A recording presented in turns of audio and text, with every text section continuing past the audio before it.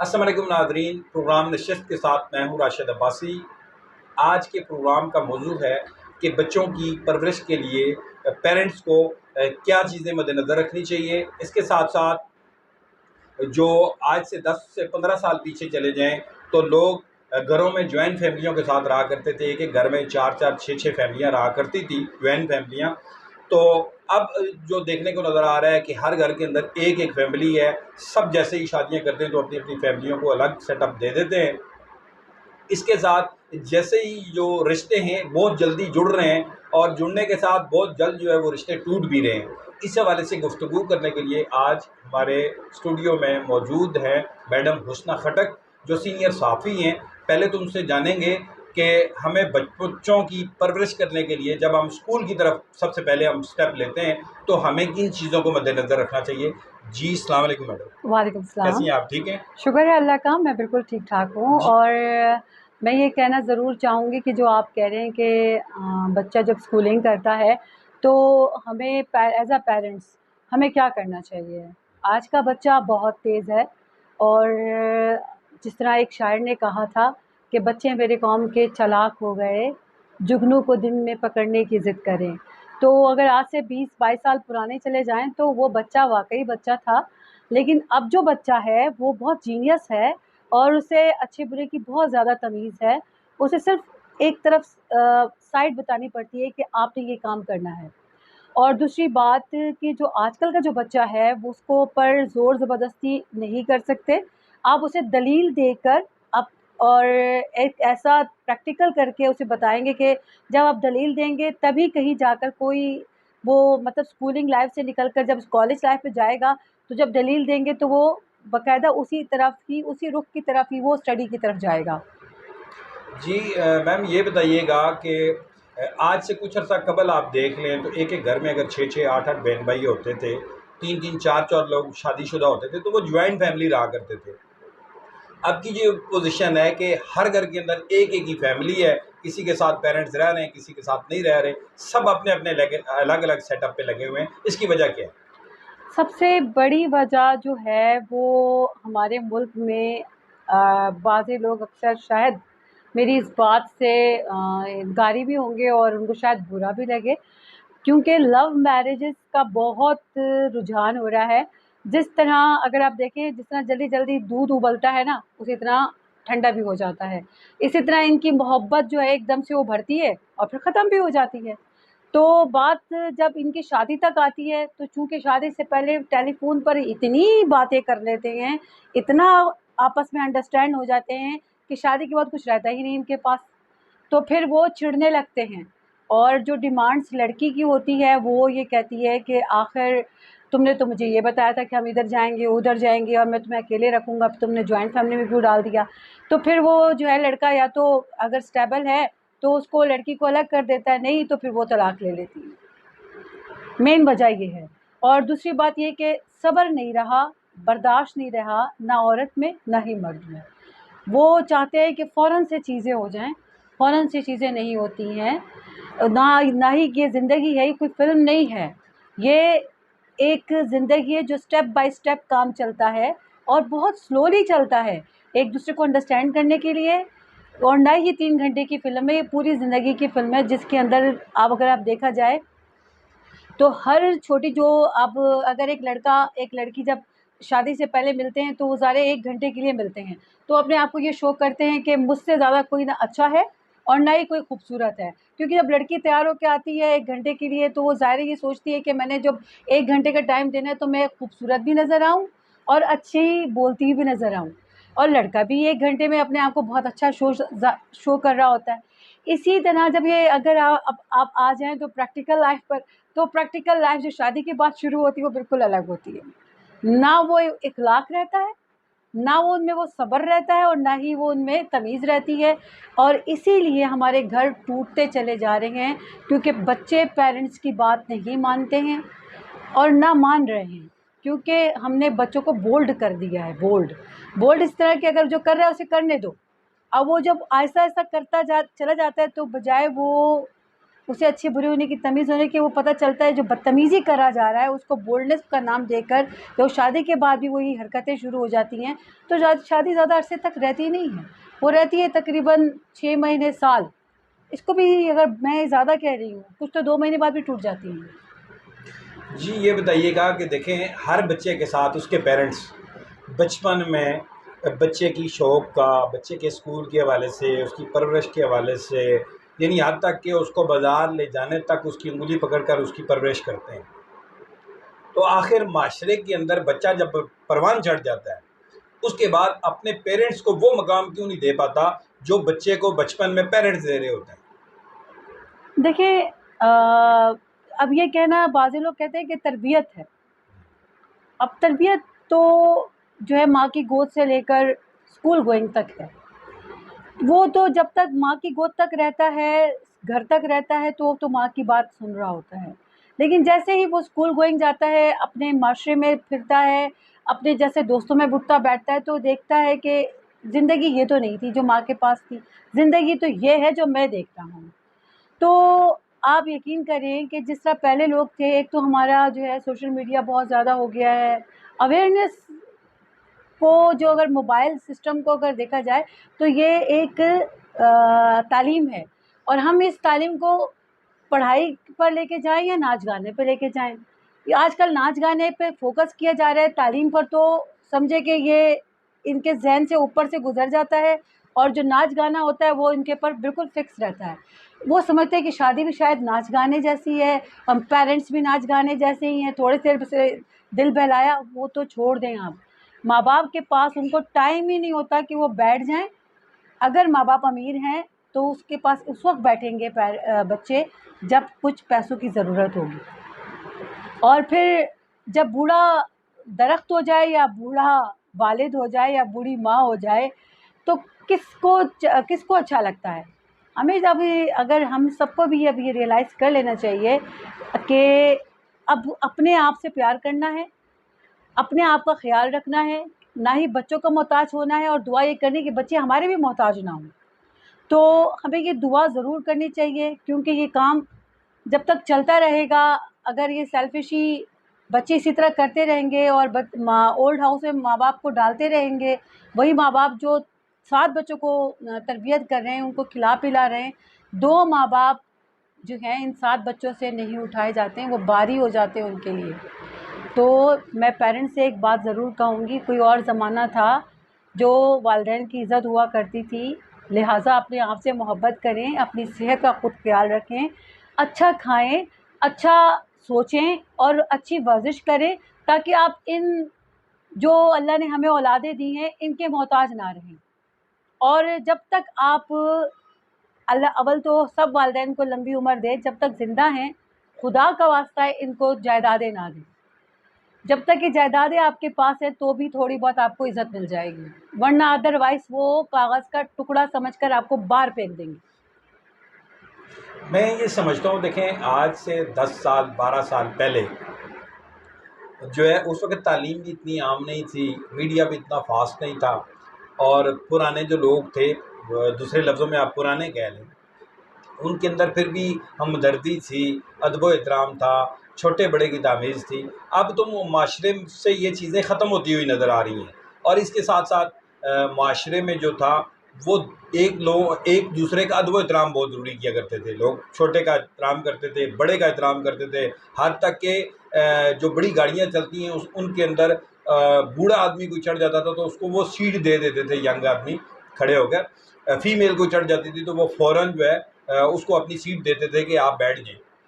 اب یہ چیزیں معاشرے سے ختم ہوتی جا رہی ہیں, تو کیا سمجھتی ہیں؟ میں تو یہ سمجھتا ہوں کہ ہمارا معاشرہ جو ہے وہ مزید آگے تباہی کی طرف جا رہا ہے, جبکہ ہم نے بڑوں کا ادب کرنا چھوڑ دیا ہے, چھوٹوں پہ شفقت کرنا چھوڑ دیا ہے. دیکھیں جہاں تک آپ 12 یا 15 سال پرانی بات کرتے ہیں, تو اس وقت بھی اگر اچھے تھے تو لوگ اچھے تھے, برے تھے تب اس وقت بھی برے تھے.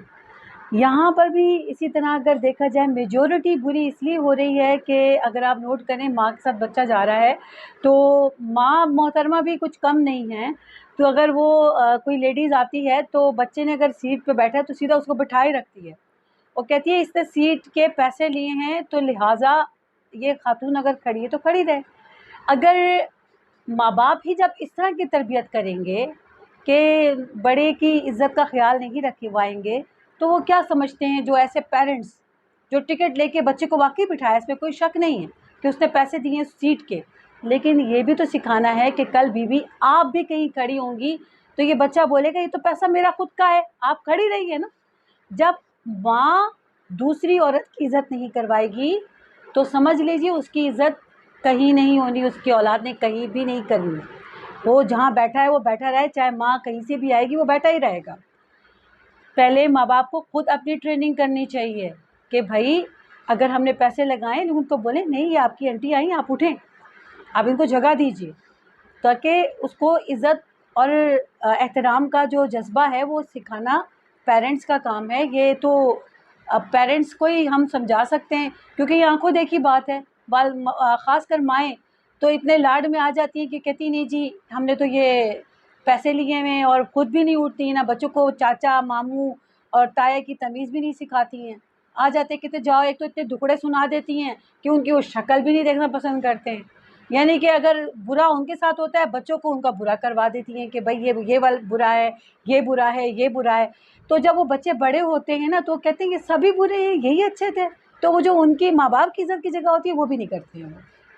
اچھا، اس ٹاپک کی آخری اس ٹاپک کا سوال آپ سے کہ بچوں کی تعلیم کے حوالے سے پیرنٹس کو جب وہ اسکولوں کا رخ کرتے ہیں تو کیا ان کو سرکاری اسکولوں کا رخ کرنا چاہیے، کیا پرائیویٹ کا کرنا چاہیے، اور جیسے ہی وہ اسکولوں کی طرف راغب ہوتے ہیں تو ان کو کیا چیزیں اسکولوں کے اندر دیکھنی چاہیے کہ بچوں کو یہاں کیسے فیسلٹیز کیا جا سکتا ہے، اس حوالے سے کیا کہنا چاہیے؟ پہلی بات تو یہ ہے کہ ہمارا سسٹم گورنمنٹ اور پرائیویٹ جو سسٹم چل رہا ہے، گورنمنٹ سسٹم آپ کو اگر میں اسلام آباد کے حوالے سے بات کرتی ہوں تو ان کے گورنمنٹ اسکول جو فیڈرل بورڈ سے ریلیٹڈ ہیں بہتر ہیں. لیکن آپ جب پرائیویٹ اسکول پہ جاتے ہیں تو وہاں بچوں کی اپنی ظاہر فیسز دی جاتی ہیں تو ان کو ان کے اسٹیٹس کے لحاظ سے ان کا خیال کیا جاتا ہے، ان کو ڈانٹا نہیں جاتا، ان کو ان کی بولڈنس یا جسے بدتمیزیوں کو وہ بولڈ کہہ کر اسے جینیس کہہ قرار کر کے ان کو بلڈ اپ کرتے ہیں. آپ روٹس کے بچوں کو دیکھیں یا کوئی اسکول کا بچہ دیکھیں جو پرائیویٹ کا بچہ ہے، اسے تمیز نہیں ہوتی کیونکہ اس کو اتنی آزادی دی جاتی ہے کہ اسے یہ تمیز نہیں آتی کہ میں یہ بات اگر پیرنٹس کے سامنے کر رہا ہوں یا کر رہی ہوں کیا یہ اچھی لگے گی یا نہیں لگے گی، بس وہ روانی میں بول دیتے ہیں. ہاں اگر گورنمنٹ اسکول میں ظاہر ایک متوسط طبقے کے لوگ آتے ہیں تو وہ عزت اور بے عزتی کے چکر میں بہت پڑے رہتے ہیں، ان میں تھوڑا بہت یہ لحاظ رہتا ہے. لیکن یہ کہ یہ جو پھر بھی ہو، ہر ماں کو چاہیے، آج کل کی ماں کو، کہ ایک تو اسکول جاتے ہوئے ان کو ہمیشہ یہ گڈ ٹچ اور بیڈ ٹچ ضرور بتائیں، کیونکہ اسکول میں جتنے گڈ ٹچ اور بیڈ ٹچ ہو رہے ہیں، جتنے بیڈ ٹچ کیے جا رہے ہیں یہ بہت ہی غلط طریقے سے ہو رہے ہیں. اسکول میں ہی یہی کام ہو رہا ہے تو بچے کو پہلے ہی دن سے سمجھانا چاہیے کہ آپ کو ایسی جگہ اگر بچہ چھو رہا ہو یا ٹیچر چھو رہا ہو تو آپ جو ہے کم از کم اس کو آپ روکیں، اگر وہ نہیں رکتے تو آپ جو ہے جا کے پرنسپل کو شکایت کریں. پھر ایک یہ چیز معنی رکھتی ہے. دوسرا یہ کہ جب بھی وہ اسٹڈی کرے تو آ کے وہ یقیناً اس کی ڈائری ماں ضرور چیک کرے کہ اس آخر کام کیا دیا گیا ہے. ڈائریز میں اگر کام نہیں آ رہا تو کمپلین کرے کیونکہ اس کا حق بنتا ہے چاہے وہ گورنمنٹ اسکول میں ہو یا پرائیویٹ اسکول میں. تیسرا کہ وہ دیکھے کہ بچے میں کوئی چینجنگ تو نہیں آ رہی، کہ میں اس کو کس طرح رکھتی تھی اور اس میں کچھ عجیب سی حرکتیں ہیں، جب وہ چینجنگ آنے لگے تو ضرور اسکول جائے اور چیک کرے کہ اس کی گیدرنگ کیسی ہے. اچھا، آپ کی زندگی کے حوالے سے ایک دو باتیں آپ سے پوچھوں گا. یہ بتائیے گا کہ آپ کی ابتدائی تعلیم جو ہے وہ کہاں سے ہے، اور پھر آپ نے ایجوکیشن کہاں سے کی، اور اس کے بعد آپ صحافت میں آ گئی. ماشاءاللہ آپ تو صحافت میں آپ کو کافی عرصہ گزر چکا ہے، تو آپ کی ابتدائی تعلیم کہاں کی تھی؟ میں اصل میں کراچی میں میری پیدائش میری کراچی کی ہے اور بیسک ایجوکیشن میری کراچی کی ہے. میں گریجویشن میں نے کراچی سے ہی کیا تھا. پھر جب میں اسلام آباد آئی تو پھر جو ہے میں نے یہاں پہ اپنا جو ہے ماسٹرز کمپلیٹ کیا جو آئی آر میں کمپلیٹ کیا ہے میں نے. پھر اس کے بعد جب میں ایجوکیشن کمپلیٹ کر لی تو پھر جو میری فرسٹ جاب تھی وہ ایز اے پرنسپل تھی ایک اسکول کے اندر. میں صرف کمپلین کرنے کے لیے گئی تھی اور انہوں نے آفر کری کہ آپ ہمارے پاس ایز اے پرنسپل یہاں پر آ جائیں. تو تھوڑی دیر تو شش و پنج میں مبتلا ہو گئی کہ میں تو کمپلینر تھی, یہ آ کے مجھے آفر دے رہے ہیں کہ آپ یہاں پہ ایز اے پرنسپل آ جائیں. تو پھر میں گھر گئی تو میں نے کہا ٹھیک ہے سوچ کے جواب دیں گے. دوسرے دن سے پھر میں نے جوائننگ کر لی. پھر میں نے تقریباً 5 سال جو ہے ایز اے پرنسپل جاب کی ہے. اس کے بعد آپ یقین کریں ایسے ہی دل چاہا کہ بس بہت ہو گئی ایجوکیشن. تو اس لحاظ سے اگر دیکھا جائے تو پھر میں نے ایسے ہی دن نیوز میں اپلائی کیا تو وہاں پہ بھی میری سلیکشن ہو گئی. وہاں میں میڈیا کوآرڈینیٹر لگی. پھر اس کے بعد کورسپونڈر ہیڈ بن گئی وہاں پر. تقریباً وہاں پہ بھی ماشاء اللہ سے جو ہے کافی کام کیا. اس کے بعد میں اساس میں آ گئی.